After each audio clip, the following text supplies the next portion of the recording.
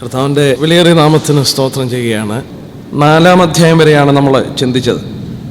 നമ്മൾ 5-ാം അധ്യായത്തിലേക്ക് പ്രവേശിക്കുകയാണ്. നമുക്ക് 5-ാം അധ്യായത്തിലേക്ക് ശ്രദ്ധിക്കാം. പ്രവചനപരമായി വളരെയധികം അവിടെ നിന്ന് മനസ്സിലാക്കാനില്ലെങ്കിലും നമ്മുടെ ആത്മജീവിതത്തെ സഹായിക്കുന്ന അനേക പാഠങ്ങൾ അവിടെയുണ്ട്. അന്ത്യകാലത്തുള്ള ബന്ധത്തിൽ സംഭവിക്കുന്നതിൻ്റെ നിഴലായിട്ടും ഈ 5-ാം അധ്യായം ഇരിക്കുന്നുണ്ട്. നമുക്ക് ആ വിഷയങ്ങളിലേക്ക് കടന്നു വരാം. ദാനിയേൽ പ്രവചനം 5-ാം അധ്യായത്തിലേക്ക് കടന്നു വരുമ്പോൾ അതിൻ്റെ പശ്ചാത്തലം നമ്മളിപ്പോൾ ഒന്ന് ചിന്തിക്കണം. ദാനിയേലും കൂട്ടുകാരും ബന്ധനസ്ഥരായി ബാബിലോണിൽ കടന്നു വന്നിട്ട് 70 വർഷം കഴിഞ്ഞു. അവർ ബാബിലോണിൽ ക്യാപ്റ്റീവ്സ് ആയിട്ട് 70 വർഷം കഴിഞ്ഞു. മാത്രമല്ല, ഈ 5-ാം അധ്യായത്തിൽ അതിൻ്റെ ശേഷം ലോകം കണ്ടതിൽ വെച്ച് ഏറ്റവും വലിയ ഒരു മദ്യപാനത്തിൻ്റെയും വലിയൊരു വെറുക്കുത്തിൻ്റെയും ഒരു ചിത്രം നമുക്കിവിടെ വരച്ചു തന്നിട്ടുണ്ട്. മാത്രമല്ല, ഈ അധ്യായത്തിൽ നിന്നാണ് ചുവരിൻ്റെ കൈയെഴുത്ത് എന്ന് പറഞ്ഞൊരു ഫ്രേസ്, ഒരു വാചകം ചരിത്രത്തിൽ 2500 വർഷം കഴിഞ്ഞിട്ടും ഇന്നും ചരിത്രം പ്രത്യേകാൽ കുറിക്കൊള്ളുന്നൊരു പദമാണ് the handwriting on the wall, ചുവരിൻ്റെ കൈയെഴുത്ത് എന്നുള്ള ആ ഫ്രേസ് നമുക്ക് കിട്ടിയത് ഈ അധ്യായത്തിൽ നിന്നാണ്. ഇന്ന് രാഷ്ട്രീയക്കാരും മറ്റ് പലരും ആ പദം ഉപയോഗിക്കുമ്പോൾ അത് വാസ്തവത്തിൽ ചരിത്രത്തിൽ സംഭവിച്ചത് ഈ ദാനിയേൽ പ്രവചനം 5-ാം അധ്യായത്തിലാണെന്നുള്ളത് പ്രത്യേകം ശ്രദ്ധിക്കേണ്ടത് ആവശ്യമാണ്. ഈ ദാനിയേൽ പ്രവചനം 5-ാം അധ്യായത്തിൻ്റെ പ്ലോട്ട്, അതിൻ്റെ പശ്ചാത്തലം, ഇത് സംഭവിക്കുന്നതിന് അനേക വർഷം മുമ്പ് പ്രവാചകന്മാർ രേഖപ്പെടുത്തിയിട്ടുണ്ടായിരുന്നു. ഒരു വാക്യം ചൂണ്ടിക്കാണിക്കാം. ജെറമ്യ പ്രവചനം 51-ന്റെ 24-ാം വാക്യം എന്നെടുക്കാം. Jeremiah chapter 51 and verse 24. ജെറമ്യാവും യെശയ്യാവും ഈ സംഭവത്തിൻ്റെ പശ്ചാത്തലങ്ങൾ വരച്ച് കാണിച്ചിട്ടുണ്ട്. എന്നാൽ ഒരു വാക്യത്തിലൂടെ നമുക്ക് നോക്കാം. ജെറമ്യ 51-ന്റെ 24-ാമത്തെ വാക്യം: നിങ്ങൾ കാണുക, ഞാൻ ബാബേലിനും സകല കൽദയ നിവാസികൾക്കും അവർ സിയോനിൽ ചെയ്തിരിക്കുന്ന സകല ദോഷത്തിനും തക്കവണ്ണം പകരം വീട്ടുമെന്ന് യഹോവയുടെ അരുളപ്പാട്. ദൈവം ബാബിലോണിനെ ശിക്ഷിക്കാൻ പോകുന്നു. അവർ സിയോനോട് ചെയ്ത കാര്യങ്ങൾക്കൊത്തവണ്ണം അവർക്ക് പകരം ചെയ്യാൻ പോകുന്നുവെന്ന് ജെറമ്യാവിലൂടെ ദൈവം മുമ്പ് കൂട്ടി വെളിപ്പെടുത്തിയിരുന്നു. അത് സംഭവിക്കുന്നത് ഈ 5-ാം അധ്യായത്തിൽ നമുക്ക് കാണുവാനായിട്ട് കഴിയുകയാണ്. നമ്മൾ അതിൻ്റെ ആദ്യത്തെ വാക്യം വായിക്കുമ്പോൾ, ബെൽഷസ്സർ തൻ്റെ മഹത്തുക്കളിൽ 1000 പേർക്കൊരു വലിയ വിരുന്നൊരുക്കി. അവർ കാണുക വീഞ്ഞു കുടിച്ചു. ബെൽഷസ്സർ വീഞ്ഞു കുടിച്ച് രസിച്ചിരിക്കുമ്പോൾ തൻ്റെ അപ്പനായ നെബൂഖദ്നേസർ യെരൂശലേമിൻ്റെ മന്ദിരത്തിൽ നിന്ന് എടുത്തുകൊണ്ടുവന്നിരുന്ന പൊൻവെള്ളി പാത്രങ്ങളെ രാജാവും മഹത്തുക്കളും അവൻ്റെ ഭാര്യമാരും വെപ്പാട്ടികളും അവൽ കുടിക്കേണ്ടതിന് കൊണ്ടുവരുവാൻ കൽപ്പിച്ചു.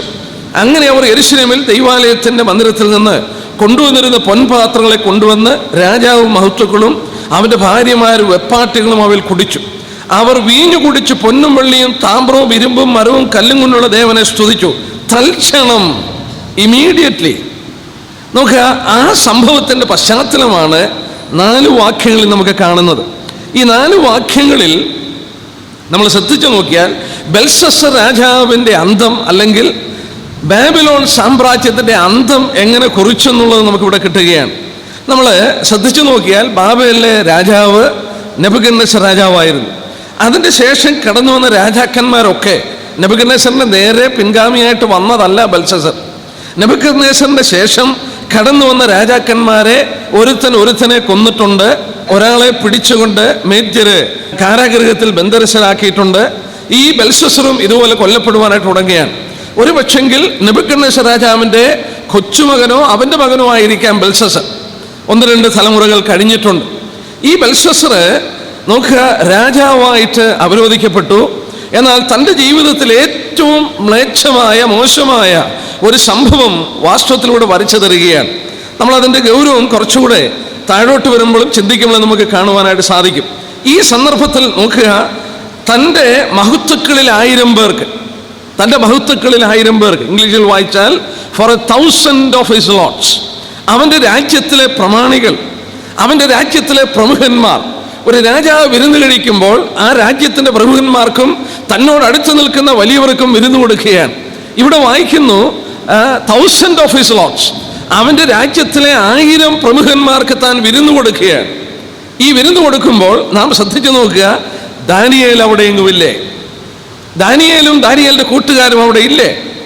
നോക്കുക, നെബൂഖദ്നേസർ രാജാവിന്റെ കാലത്ത്, ബെൽഷസ്സറിന്റെ പിതാമഹന്റെ കാലത്ത് വാസ്തവത്തിൽ ഉന്നത സ്ഥാനം വഹിച്ചിരുന്ന നെബൂഖദ്നേസർ ഇവിടെ ഇല്ലേ? ഇതിൽ നിന്ന് തന്നെ ഒരു കാര്യം മനസ്സിലാകുന്നു, ഈ ബെൽഷസ്സറിന്റെ ഹൃദയം ഏത് വിധത്തിലുള്ള ഹൃദയമായിരുന്നു നമുക്ക് മനസ്സിലാക്കാൻ സാധിക്കും. ഇവിടെ നമ്മൾ പഠിക്കുമ്പോൾ ഒരു ചരിത്രം കൂടെ നമ്മൾ മനസ്സിലാക്കണം. കൽദയരുടെ ഭാഷയിലാണ് ഇവിടെ രേഖപ്പെടുത്തിയിരിക്കുന്നത്. നമ്മൾ നേരത്തെ ചിന്തിച്ചു, കൽദയ ഭാഷയിൽ വല്യപ്പനെന്നോ ഗ്രാൻഡ് ഫാദർ എന്നോ ഗ്രാൻഡ് ചിൽഡ്രൻ എന്നോ പറയുന്ന പദമില്ലേ? ചരിത്രകാരന്മാർ പഠിച്ചിട്ടുള്ളവർ അത് പറയുന്നു. കൽദയ ഭാഷയിൽ ഗ്രാൻഡ് ഫാദർ എന്നോ ഗ്രാൻഡ് സൺസ് എന്നോ പറയുന്ന പേരില്ല. അതിനു പകരം പിതാവെന്നോ മകനെന്നോ പറയുകയുള്ളൂ. ഇവൻ നെബൂഖദ്നേസറിന്റെ മകനാണ് ബെൽഷസ്സർ എന്ന് പറഞ്ഞാൽ അത് സ്വന്തം മകനാകണമെന്നില്ലേ? കൊച്ചുമകനാകാം. ഇവിടെ നമ്മൾ പഠിക്കുന്ന ചില കാര്യത്തിൽ അത് പ്രത്യേകം കാണുവാനായിട്ട് കഴിയുന്നുണ്ട്. രാജ്ഞിയെ വിളിച്ചു എന്നുള്ള കാര്യം വരുമ്പോഴും അത് കാണുന്നുണ്ട്. ഏതായാലും നെബൂഖദ്നേസർ രാജാവിന്റെ പിൻഗാമിയാണ് ബെൽഷസ്സർ. ഒരു ഗ്രാൻഡ് സണ്ണാണ്. തൻ്റെ സ്വന്തം നേരെയുള്ള മകനല്ല, തൻ്റെ നേരെയുള്ള മകനല്ല, തൻ്റെ മകൻ്റെ മകനോ അതിൻ്റെ മകനോ ആയിരിക്കാം. ഒരു ഗ്രാൻഡ് സണ്ണാണ്. എന്നാൽ നെബൂഖദ്നേസറിന്റെ മകൻ എന്ന് പറയുമ്പോൾ ആ കാലഘട്ടങ്ങളിലെ എഴുത്തുകൾ അനുസരിച്ചുള്ള പദമാണ് അവിടെ ഉപയോഗിച്ചിരിക്കുന്നത്. നമ്മൾ ഓർത്തതുപോലെ ഇവിടെ ദാനിയേലിനെ കാണുന്നില്ലേ? നോക്കുക, ദൈവഭക്തനായ ഈ വൃദ്ധനായ മനുഷ്യന് ഈ രാജാവിന്റെ ഭരണകൂടത്തിലെങ്ങും യാതൊരു സ്ഥാനവുമില്ല. 1000 മഹത്തുക്കളെ വിളിച്ചപ്പോഴും ഈ പാർട്ടിക്ക് വേണ്ടി ദാനിയേലിന് ക്ഷണം കിട്ടിയിട്ടില്ലേ? ദാനിയേൽ അവിടെ എങ്ങുമില്ലേ? ഇവിടെ ഈ പാർട്ടി നടത്തുന്നത് തൻ്റെ ദേവന്റെ മഹത്വത്തിനായിട്ടാണ്. നമ്മളിവിടെ ശ്രദ്ധിച്ചു നോക്കിയാൽ അറിയാം, രാജാവിന്റെ പേര് തന്നെ ബെൽഷസ്സർ എന്നാണ്. ബെൽഷസ്സർ. അവരുടെ ദേവന്റെ പേര് ബേൽ. ദാനിയേലിനെ പിടിച്ചുകൊണ്ടുവന്ന് ദാനിയേലിന്റെ പേര് മാറ്റിയപ്പോഴും 1-ാം അധ്യായത്തിന്റെ 7-ാം വാക്യം നോക്കിയാൽ 1-ന്റെ 7-ൽ നോക്കിയാട്ടെ ഒരല്പ സ്പെല്ലിങ്ങിന് വ്യത്യാസമേ ഉള്ളൂ. പക്ഷെ അവിടെയും 1-ന്റെ 7-ാം വാക്യത്തില് ദാനിയേലിന് അവർ ബെൽഷസ്സർ എന്ന് പേരിട്ടു. അവിടെ സ്പെല്ലിങ്ങിന് ഒരു അല്പ വ്യത്യാസമേ ഉള്ളൂ. രണ്ടും ഏകദേശം ഒരുപോലെ തോന്നും. ബെൽഷസ്സറിനും അതുപോലെ ദാനിയേലിനിട്ട പേരിലെ 1-ാം അധ്യായത്തിന്റെ 7-ാം വാക്യത്തിൽ ബെൽഷസ്സർ എന്നുമാണ്. ഇത് രണ്ടും ബേൽ ദേവനോടുള്ള ബന്ധത്തിൽ, ആ ദേവനെ ആരാധിച്ചുകൊണ്ടുള്ള അല്ലെങ്കിൽ അവനെ മാനിച്ചുകൊണ്ടുള്ള പേരുകളാണെന്നുള്ളത് ശ്രദ്ധേയമാണ്. ഈ ബേൽ ദേവനെ പുകഴ്ത്തുന്ന ഒരു പ്രത്യേക പാർട്ടിയാണ് ഇവിടെ നടത്തുന്നത്. ഈ പാർട്ടി നടത്തുമ്പോൾ ഈ പേരിൽ അറിയപ്പെട്ട ദാനിയേലിനെങ്കിലും അവിടെ കാണപ്പെടേണ്ടതാണ്. എന്നാൽ അദ്ദേഹം അവിടെ ഇല്ലേ? ഇതിനെക്കുറിച്ച് ആർക്കിയോളജിസ്റ്റുകൾ, അതായത് ഭൂഗർഭ ശാസ്ത്രജ്ഞന്മാർ, ശിലാഗർഭങ്ങൾ അതെടുത്ത് പഠനം നടത്തുന്ന ആർക്കിയോളജിസ്റ്റുകൾ പഠിച്ചിട്ട് ഈ വിരുന്ന് കഴിച്ച ആ റൂം കണ്ടുപിടിക്കുവാനായിട്ടിടയായി. ചരിത്രത്തിൽ രേഖപ്പെടുത്തിയിരിക്കുന്നത് ഏകദേശം 60 അടി വീതിയും 172 അടി നീളവുമുള്ള ഈ ബെൽഷസ്സർ വിരുന്ന് കഴിച്ച ഹാള് കണ്ടുപിടിക്കുകയുണ്ടായ ആർക്കിയോളജിസ്റ്റുകൾ. ബാബിലോണിൽ ഗവേഷണം നടത്തിയ ആർക്കിയോളജിസ്റ്റുകൾ അത് കണ്ടുപിടിച്ചു. ഒന്ന് ചിന്തിച്ചു നോക്കിയേ, ഞാനത് കണക്കൂട്ടി നോക്കുകയായിരുന്നു. 60 അടി വീതിയും 172 അടി നീളവുമുള്ള ഒരു ഹാള് എന്ന് പറഞ്ഞാൽ 10,320 സ്ക്വയർ ഫീറ്റാണ്. 10,320 സ്ക്വയർ ഫീറ്റ് എന്ന് പറഞ്ഞാൽ വലിയൊരു ഹാളാണ്. ഈ വലിയ ഹാളിലാണ് ഈ പാർട്ടി നടന്നിരിക്കുന്നതെന്ന് അവിടെ വാസ്തവത്തിലെ ആർക്കിയോളജിസ്റ്റുകൾ അത് കണ്ടുപിടിക്കുകയുണ്ടായി. അതിൻ്റെ ചുവരിലാണ് ഈ കൈയെഴുത്ത് വരുന്നത്. എന്നാൽ ഇവിടെ രാജാവ് ഈ 1000 മഹത്തുക്കളിൽ ഉന്നതനായിരുന്നു കൊണ്ട് ഒരു മദ്യപാനത്തിന്റെ വീഞ്ഞു കുടിക്കുന്ന ഒരു പാർട്ടിയാണ് നടത്തുന്നത്. ഇനി ഒന്നുകൂടെ നമ്മൾ മനസ്സിലാക്കണം, ആ കാലഘട്ടങ്ങളിലെ രാജകീയ പ്രൗഢിക്ക് ഒരിക്കലും യോജിച്ചതല്ല രാജാക്കന്മാർ പരസ്യമായി വീഞ്ഞു കുടിക്കുന്നത്. അതിൻ്റെ എഴുത്തുകൾ നമ്മൾ വായിച്ചാൽ അറിയാം. കമന്റേറ്റേഴ്സ് പ്രത്യേകം ചൂണ്ടിക്കാണിക്കുന്നു. അവരുടെ കിങ്സിന്റെ, രാജാക്കന്മാരുടെ ഡിഗ്നിറ്റിയെ ഒരിക്കലും ചേരുന്നതല്ല അവർ പരസ്യമായി മറ്റുള്ളവരുടെ മുന്നിൽ വീഞ്ഞു കുടിക്കുന്നത്. ഇവിടെ അദ്ദേഹം തൻ്റെ മഹത്തുക്കളിൽ 1000 പേരെ വിളിച്ചു വരുത്തിയെന്ന് മാത്രമല്ല, അവിടെ അനേക സ്ത്രീകളെയും വിളിച്ചു വരുത്തി. ഒരുപക്ഷെ സംഗീതം അവിടെ കാണും. എല്ലാ വിധത്തിലും ജഡീകമായ ഉല്ലാസത്തിന്റെ ഒരു പ്രകടനമായിരുന്നു ഇവിടെ. ഒരിക്കലും രാജാവിന്റെ ഡിഗ്നിറ്റി ചേരുന്നതല്ല. നമ്മൾ സദൃശ്യവാക്യം 31-ന്റെ 4-5 വാക്യത്തിൽ അത് വായിക്കുന്നുണ്ട്. രാജാവേ, ഒരു രാജാവിന് വീഞ്ഞു കുടിക്കുന്നത് നല്ലതല്ല എന്ന് പ്രൊവേർബ്സ് 31-ന്റെ 4-5 വാക്യത്തിൽ വായിക്കുന്നുണ്ട്. എന്നാൽ അതുപോലെ തന്നെ യെശയ്യാ 5-ന്റെ 22 തൊട്ട് 24 വരെയുള്ള വാക്യത്തിലും ഈ മദ്യപാനത്തോടുള്ള ബന്ധത്തിൽ പറയുമ്പോൾ woe to those who are heroes at drinking. മലയാളത്തിൽ അത്രത്തോളം അതിൻ്റെ ഗൗരവത്തിൽ അത് വന്നില്ലേ? ഞാൻ ഇന്നത്തെ മദ്യപാനത്തിൻ്റെ ആ കാര്യങ്ങളെക്കുറിച്ച് ഓർത്തുപോയി. വേണമെങ്കിൽ ആ വാക്യം ഒന്ന് വായിച്ചു നോക്കാം. മലയാളം ബൈബിളിൽ വന്നപ്പോൾ അത്രത്തോളം അതിൻ്റെ ഗൗരവം ചൂണ്ടിക്കാണിക്കുവാൻ ഭാഷാപ്രയോഗത്തിന് സാധിച്ചിട്ടില്ല. യെശയ്യാ 5-ന്റെ 22 തൊട്ടുള്ള വാക്യം, വീഞ്ഞു കുടിപ്പാൻ വീരന്മാരും മദ്യം കലർത്തുന്ന ശൂരന്മാരുമായുള്ളവരെ. ആ പദം ഇംഗ്ലീഷിൽ വായിച്ചാൽ woe to those who are heroes at drinking wine and champions at mixing drinks. നോക്കിയ ആ പദം, heroes at drinking and champions at mixing drinks. ഇന്നത്തെ മദ്യപാന ആ കാര്യത്തിലൊക്കെ മദ്യപാനത്തിന്റെ ഹീറോസും ഈ വീഞ്ഞുകളൊക്കെ മിക്സ് ചെയ്യുന്ന ചാമ്പ്യൻസും ഉണ്ട്. ദൈവം എടുത്തു പറയുന്നു ഓറ്റുതം, അവർക്ക് അയ്യോ കഷ്ടം എന്നിട്ട് എടുത്തു പറഞ്ഞു. അവരെങ്ങനെയാണ്? അവരെ കുറിച്ച് പറയുന്നുണ്ട്, അവരെ പുല്ലുപോലെ താളടിയായി പോകും, കരിഞ്ഞ പുല്ലുപോലെ അഗ്നിജ്വാലയിൽ അവർ താളടിയായി പോകും. മദ്യപാനത്തുള്ള ബന്ധത്തിൽ ശ്രദ്ധിക്കേണ്ട ഒരു വേദവാക്യമാണ്. കാരണം ദൈവം എടുത്തു പറഞ്ഞു woe to those who are heroes at drinking and champions at mixing drinks. ഇന്നത്തെ ആധുനിക ലോകത്തിലുള്ള എല്ലാ പാർട്ടികളിലും ഇങ്ങനെയുള്ള ചാമ്പ്യന്മാരെയും മിക്സ് ചെയ്യുന്ന വീരന്മാരെയും കാണുമ്പോൾ ദൈവത്തിന്റെ വചനം നമ്മൾ പ്രത്യേകം ഓർക്കേണ്ടത് ആവശ്യമാണ്. ഇവിടെ ഈ വിധത്തിൽ രാജാവിന്റെ പ്രൗഢിക്ക് അല്ലെങ്കിൽ രാജകീയ മഹത്വത്തിന് ചേരാത്ത ഒരു വിരുന്ന് കഴിച്ചു. സ്ത്രീകളെയും ആ വിരുന്നിന്, മദ്യപാന വിരുന്നിന് വിളിച്ചിരിക്കുകയാണ്. വളരെ സംഗീതങ്ങൾ അവിടെ ഉണ്ടെന്നുള്ളതിന് തർക്കമില്ലേ. ഇത്രത്തോളമായി കഴിഞ്ഞാൽ അവിടെ നടന്നിട്ടുള്ള കാര്യം ചരിത്രകാരന്മാർ പറഞ്ഞത് പിന്നീട് ഞാൻ ചൂണ്ടിക്കാണിക്കാം. എന്നാൽ ഇത് കൂടാതെ മൂന്നാം വാക്യം നോക്കിയാട്ടെ, നമ്മൾ വായിച്ചപ്പോൾ ഇത് കൂടാതെ എന്താ സംഭവിച്ചത്? യെരുശലേം ദേവാലയത്തിലെ മന്ദിരത്തിൽ നിന്ന് കൊണ്ടുവന്നിരിക്കുന്ന പൊൻപാത്രങ്ങളെ കൊണ്ടുവന്ന് രാജാവും മഹത്തുക്കളും അവന്റെ ഭാര്യമാരും വെപ്പാട്ടികളും അവയിൽ കുടിച്ചു. രാജാവ് മദ്യപിച്ച് ആ ഒരു വലിയ ഒരു സ്റ്റേജിലേക്ക് വന്നു കഴിഞ്ഞപ്പോൾ തനിക്ക് പിന്നെ ചെയ്യാനുള്ളത്, എന്നെ വെല്ലുവിളിക്കുന്ന ദേവനാരാണ്? എന്റെ ദേവനെക്കാട്ടിൽ വലിയ ദേവനാരാണ്? യെരുശലേമിന്റെ ദേവാലയത്തിരിക്കുന്ന പൊൻപാത്രങ്ങൾ കൊണ്ടുവരിക. രാജാവ് മാത്രമല്ല, വെപ്പാട്ടികൾക്കും കുടിക്കുവാൻ അത് കൊടുക്കുകയാണ്. എന്ന് പറഞ്ഞാൽ അതിന്റെ അർത്ഥം തന്നെ, അയ്യോ, ദാറ്റ് ഈസ് എ വേർസ്റ്റ് സാക്രിലേജ് എന്ന് പറഞ്ഞാൽ ഏറ്റവും ഒരു മ്ലേച്ഛമായ പ്രവൃത്തിക്ക് വേണ്ടി രാജാവ് തുനിഞ്ഞു. യാതൊരു ദൈവഭയവും ഇല്ല എന്നുള്ളത് കാണുന്നു. നെബൂഖദ്നേസർ രാജാവ് ഒരു വിഗ്രഹാരാധിയായിരുന്നു, ശരിയാണ്. പക്ഷെ ഒരു കാര്യം ശ്രദ്ധിച്ചാൽ അറിയാം, ആ രാജാവ് പോലും യെരുശലേമിൽ നിന്ന് എടുത്ത പാത്രങ്ങളെ ഒരു പ്രത്യേക മന്ദിരത്തിൽ അതിനെ സൂക്ഷിച്ചിരിക്കുകയാണ്. ഒരിക്കലും താനെടുത്തതിനെ മലിനപ്പെടുത്തുന്നില്ലേ. നാം അതിന്റെ ഗൗരവം മനസ്സിലാക്കണം. ദൈവത്തിന്റെ ആലയത്തിലെ പാത്രങ്ങൾ അത് അഭിഷിക്തമായ പാത്രങ്ങളാണ്. നമ്മൾ ലേവ്യ പുസ്തകം 8-9 അധ്യായങ്ങളിൽ പഠിക്കുമ്പോൾ ദേവാലയത്തിന്റെ പാത്രങ്ങൾ, ഉപകരണങ്ങളെല്ലാം അഭിഷേക തൈലങ്ങൾ തളിച്ച് ദൈവത്തിന് വേണ്ടി വേർതിരിക്കപ്പെട്ട പാത്രങ്ങളാണ്. ഈ പാത്രങ്ങളാണ് വെപ്പാട്ടികൾക്കും കുടിക്കുവാൻ രാജാവ് എടുക്കുന്നത്. രാജകീയ മഹത്വത്തിന് ചേരുന്നതല്ല എന്നുള്ളത് മാത്രമല്ല, താൻ എത്രത്തോളം ദൈവത്തെ വെല്ലുവിളിക്കുന്ന ഒരുവനായി തീർന്നു എന്നുള്ളത് ഇവിടെ ചൂണ്ടിക്കാണിക്കുകയാണ്. അങ്ങനെ ആ പാത്രത്തിൽ മദ്യപിക്കുന്നു. എന്നാല് ഇവിടെ താൻ മനസ്സിലാക്കിയില്ലേ, he was celebrating his own funeral. തന്റെ സ്വന്തം ശവമടക്കൽ താന് വാസ്തവത്തിൽ സെലിബ്രേറ്റ് ചെയ്യായിരുന്നു എന്ന് രാജാവിന് മനസ്സിലായില്ലേ. ഇത് അയാൾ ബുദ്ധിയുള്ള മനുഷ്യനായിരുന്നെങ്കിൽ മനസ്സിലാക്കിയേനെ. തന്റെ രാജ്യത്തിൽ ഭക്തനായ ദാനിയേലുണ്ട്. തന്റെ രാജ്യത്തിൽ അനേക ഭക്തന്മാരായ യഹൂദന്മാരുണ്ട്. അവർ പഴയ നിയമ ഏടുകൾ പരിശോധിക്കുന്നവരാണ്.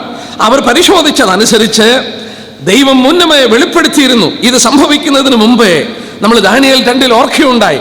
തങ്കം കൊണ്ടുള്ള തല കഴിഞ്ഞാൽ ഉടനെ വെള്ളി കൊണ്ടുള്ള നെഞ്ചും കൈയും അടുത്ത ഭരണകൂടം എഴുന്നേൽക്കണം. നമുക്ക് ജെറമ്യാവിൽ നിന്ന് ചില വാക്യങ്ങൾ വായിക്കാം. ദൈവം ഇത് സംഭവിക്കുന്നതിന് മുമ്പ് വെളിപ്പെടുത്തിയ കാര്യങ്ങളൊന്ന് നോക്കിയാട്ടെ. എത്ര രസകരമായി അത് സംഭവിക്കുന്നതിന് എത്രയോ ഏകദേശം 100 വർഷം മുമ്പെങ്കിലും, ഈ സംഭവങ്ങൾ നടക്കുന്നതിന് ഏകദേശം 100 വർഷം മുമ്പെങ്കിലും ജെറമ്യാവിലൂടെ ദൈവം വെളിപ്പെടുത്തി. 50-ാം അധ്യായം ജെറമ്യാവ് 50, ജെറമ്യ ചാപ്റ്റർ 50, അതിന്റെ 1 തൊട്ട് 3 വരെയുള്ള വാക്യം നോക്കിയ യെരമ്യാ പ്രവാചകൻ മുഖാന്തരം യഹോവ ബാബേലിനെ കുറിച്ച്, കൽദയ ദേശത്തെ കുറിച്ച് കൽപ്പിച്ച അരുളപ്പാട്: ജാതികളുടെ പ്രസ്താവിച്ച് പ്രസിദ്ധമാക്കുവിൻ, കൊടിയുയർത്തുവിൻ, മറച്ചു വെക്കാതെ ഘോഷിപ്പിൻ. ബാബേൽ പിടിക്കപ്പെട്ടിരിക്കുന്നു, ബേൽ ലജ്ജിച്ചു പോകുന്നു, മൊരദേക് തകർന്നിരിക്കുന്നു, അതിന്റെ ബിംബങ്ങൾ തകർന്നിരിക്കുന്നു എന്ന് പറവിൻ. വടക്ക് നിന്നൊരു ജാതി അതിന് നേരെ പുറപ്പെട്ടു വരുന്നു, അത് ആ ദേശത്തെ ശൂന്യമാക്കുന്നു, അതിലാരും വസിക്കുന്നില്ല, മനുഷ്യനും മൃഗം ഓടിപ്പോയി കളയുന്നു. വടക്ക് നിന്നൊരു ശത്രു വരുമെന്നുള്ളത് ദൈവം മുമ്പ് കൂട്ടി വെളിപ്പെടുത്തിയിരുന്നു. നെബൂഖദ്നേസറിന് ദൈവം വെളിപ്പെടുത്തി, തങ്കം കൊണ്ടുള്ള തല കഴിഞ്ഞാൽ ഉടനെ വെള്ളി കൊണ്ടുള്ള നെഞ്ചും കൈയും കടന്നു വരണം. 51-ാം അധ്യായത്തിന്റെ 11-ാം വാക്യം നോക്കിയാട്ടെ. ദൈവം എന്തിനാണ് ഇത് ചെയ്തതെന്ന് നോക്കുക. വളരെ ശ്രദ്ധേയമായ ഒരു പഠന വിഷയം. 51-ാം അധ്യായത്തിന്റെ 11-ാം വാക്യം: അമ്പ് മിനുക്കുവീൻ, പരിച ധരിപ്പീൻ, യഹോവ മേദ്യരാജാക്കന്മാരുടെ മനസ്സ് ഉണർത്തിയിരിക്കുന്നു. ബാബേലിനെ നശിപ്പിക്കാൻ തക്കവണ്ണം അവന്റെ നിരൂപണങ്ങൾ അതിൽ വിരോധമായിരിക്കുന്നു. ഇത് യഹോവയുടെ പ്രതികാരം, തന്റെ മന്ദിരത്തിന് വേണ്ടിയുള്ള പ്രതികാരം തന്നെ. അടിയറയിട്ട് സൂക്ഷിച്ചു കൊള്ളുക. ഇവിടെ വായിക്കുന്നു, God has stirred up a Cyrus. മേദ്യ രാജാവിന്റെ മനസ്സിനെ ദൈവം ഉണർത്തുകയാണ്. ആരാണത് ചെയ്യുന്നത്? ദൈവമാണ്. അനേക വാക്യങ്ങൾ ഈ വിധത്തിൽ കാണാൻ കഴിയുന്നു.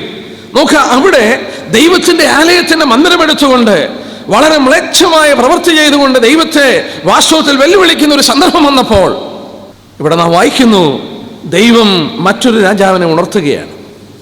ഉണർത്തുന്നത് എന്തിനു വേണ്ടിയാണ്? യഹോവയുടെ മന്ദിരത്തിന് വേണ്ടിയുള്ള പ്രതികാരം.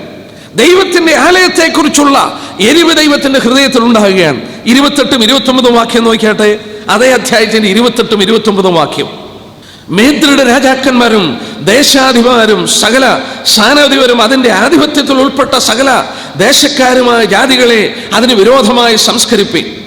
ബാബേൽ ദേശത്തെ നിവാസികളില്ലാത്ത ശൂന്യമാകേണ്ടതിന് ബാബേലിനെ കുറിച്ചുള്ള യഹോവയുടെ നിരൂപണങ്ങൾ നിവൃത്തിയായി വരുന്നത് കൊണ്ട് ദേശം നടുങ്ങി സങ്കടപ്പെടുന്നു.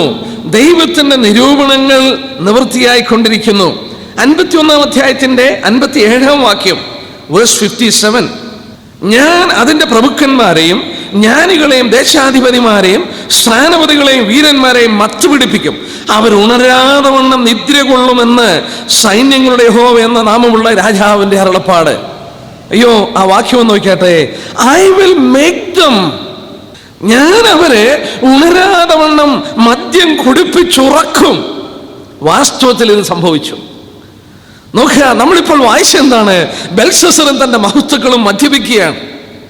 ദൈവം 100 വർഷം മുമ്പ് ജെരമ്യാവിലൂടെ അരുളി ചെയ്യുകയാണ്. എന്താണ്? അവർ ഉണരാതെ വണ്ണം നിദ്ര കൊള്ളുവാൻ തക്കവണ്ണം വീരന്മാരെ ഞാൻ മത്തുപിടിപ്പിക്കും, സ്ഥാനപതികളെ മത്തുപിടിപ്പിക്കും, ജ്ഞാനികളെയും ദേശാധിപതികളെയും മത്തുപിടിപ്പിക്കും. ദൈവത്തിന്റെ വചനം എത്ര കൃത്യമാണ്! 100 വർഷം മുമ്പ് ജെരമ്യാവിലൂടെ ദൈവം വെളിപ്പെടുത്തി, ബാബേലിന്റെ സ്ഥാനപതികളെ, ഭരണകർത്താക്കളെ മത്തുപിടിപ്പിക്കുന്ന ഒരു ദിവസം വരും. അന്ന് അവർ ഉണരാതെ വണ്ണം നിദ്ര കൊള്ളും, അവരെന്നേക്കും ഉറങ്ങും. ദാനിയേൽ 5-ാം അധ്യായത്തിൽ 1000 മഹത്തുക്കൾ മദ്യപിച്ച് മത്തുപിടിക്കുകയാണ്. എന്താണ് ദൈവം പറയുന്നത്? തന്റെ ആലയത്തെക്കുറിച്ചുള്ള എരിവ് ദൈവത്തിന്റെ ഉള്ളിൽ ജ്വലിക്കുകയായിരുന്നു. 51-ാം അധ്യായത്തിന്റെ 36 തൊട്ട് 39 വരെയുള്ള വാക്യം. അതുകൊണ്ട് യഹോവ ഇപ്രകാരം അരുളി ചെയ്യുന്നു, ഇതാ ഞാൻ നിന്റെ വ്യവഹാരം നടത്തി നിനക്ക് വേണ്ടി പ്രതികാരം ചെയ്യും. അതിൽ കടൽ ഞാൻ ഉണക്കി അതിന്റെ ഉറവുകളെ വറ്റിച്ചു കളയും. ബാബേൽ നിവാസികൾ ഇല്ലാതെ കൽക്കുന്നും കുറുനരികൾ പാർപ്പുന്ന വിസ്മയത്തിനും ചൂളകുത്തുവാനും വിഷയമായി ഭവിക്കും. അവരൊക്കെയും ബാലസിംഹങ്ങളെ പോലെ ഗർജിക്കും, അവർ സിംഹികളുടെ കുട്ടികളെ പോലെ മുരളും. അവർ ജയമത്തരായിരിക്കുമ്പോൾ, ആ വാക്യം നോക്കുക 39, അവർ ജയമത്തരായിരിക്കുമ്പോൾ ഉല്ലസിച്ച് ഉണരാതെ വണ്ണം നിത്യനിദ്ര കൊള്ളേണ്ടതിന് ഞാൻ അവർക്കൊരു പാനീയം ഒരുക്കി അവരെ ലഹരി പിടിപ്പിക്കുന്ന യഹോവയുടെ അരുളപ്പാട്. ദൈവം പറയുന്നത് എന്താണ്? ഞാൻ കടൽ വറ്റിച്ചു കളയും. ചരിത്രം പഠിച്ചു നോക്കിയാൽ രസകരമായ സംഭവമാണ്. ദൈവം പറഞ്ഞു, എങ്ങനെയാണ് ഇത് സംഭവിക്കുന്നത്? ഇവരെ മത്തുപിടിപ്പിക്കുക മാത്രമല്ലേ, ഞാൻ കടൽ ഉണക്കിക്കളയും, അല്ലെങ്കിൽ വെള്ളത്തെ വറ്റിച്ചു കളയും. ഈ സംഭവം നടക്കുകയാണ്. ഈ സംഭവം നടക്കുമ്പോൾ ഇതിന് പുറകിൽ മറ്റൊരു പശ്ചാത്തലമുണ്ട്. ആ പശ്ചാത്തലം എന്താണെന്ന് ചോദിച്ചാൽ, 2 രാജാക്കന്മാർ, പാർസ്യ രാജാവായ കോരശ് അല്ലെങ്കിൽ സൈറസ്, അദ്ദേഹത്തിന്റെ അങ്കിളായിരുന്നു മേദ്യ രാജാവായ ദാരിയോസ്. ഇവര് തമ്മിൽ വൃദ്ധനാണ് ദാരിയോസ് വൃദ്ധനാണ്. തന്റെ അനന്തരവനാണ് പാർസ്യ രാജാവായ കോരശ്. ഇവർ തമ്മിൽ ഒരു ഉടമ്പടി ഉണ്ടാക്കിക്കൊണ്ട് ആ പ്രദേശത്തുള്ള രാജ്യങ്ങളൊക്കെ പിടിച്ചടക്കിക്കൊണ്ടിരിക്കുകയാണ്. ഈ രാജ്യങ്ങളെ പിടിച്ചടക്കിയപ്പോൾ അവരുടെ മനസ്സിൽ വാസ്തവത്തിൽ ആശയം കുറിച്ചു, ബാബേലിനെയും പിടിച്ചടക്കണം. എന്നാൽ ഈ സന്ദർഭം നമ്മൾ മനസ്സിലാക്കണം. അങ്ങനെ ബാബേൽ രാജാവായ ബെൽഷസ്സർ മദ്യപിച്ചു കൊണ്ടിരിക്കുന്ന സന്ദർഭത്തിൽ നമ്മൾ പ്രത്യേകം ശ്രദ്ധിക്കണം, ഈ പട്ടണം അങ്ങനെയൊന്നും പിടിച്ചെടുക്കുവാൻ കഴിയുന്ന പട്ടണമല്ല. ചരിത്രകാരന്മാർ രേഖപ്പെടുത്തിയിരിക്കുന്നത് മനസ്സിലാക്കിയാൽ, സാധാരണ സൈന്യം കടന്നു വന്ന് ഒരിക്കലും ബാബിലോൺ പിടിക്കുവാൻ കഴിയില്ല. കഴിഞ്ഞ ദിവസം നമ്മൾ അത് ഓർക്കുകയുണ്ടായി. അത്ര വലിയൊരു പട്ടണമാണ്. ആ പട്ടണത്തിന്റെ മഹത്വം തന്നെ വർണ്ണിച്ചാൽ ഒരു ചെറിയ പഠനത്തിന് തന്നെ സമയമെടുക്കത്തക്കവണ്ണം അത്ര മഹത്വപൂർണമായ പഠനമാണ് ഈ ബാബിലോൺ പട്ടണം. അവിടെ നിൽക്കുന്ന ഹാങ്ങിങ് ഗാർഡൻ ലോകത്തിലെ അത്ഭുത വിഷയങ്ങളിൽ ഒരു വിഷയമായിരുന്നു എന്നുള്ളത് നമുക്കറിയാം. ഏകദേശം നമ്മൾ കഴിഞ്ഞ ദിവസം ഓർക്കുകയുണ്ടായി, 350 അടിയിൽ കിളരമുള്ള വലിയ മതിലാണ്. 4 രഥങ്ങൾ ഒന്നിച്ച് ഓടുവാൻ തക്കവണ്ണം വീതിയുണ്ട്. 387 അടി കളരവും 87 അടി തിക്കുമുള്ള വലിയ മതിലാണ്. ആ മതില് ഒരു സൈന്യത്തിനും ചാടിക്കടക്കുവാൻ നിവൃത്തിയില്ലേ. ഇത് കൂടാതെ മതിൽ കെട്ടിയ ഈ പട്ടണം ഇതൊരു 15 മൈൽ ഓരോ വശമുള്ള 4 വശമുള്ള ചതുരാകൃതിയിൽ കെട്ടിയെടുത്ത ഒരു പട്ടണമാണ്.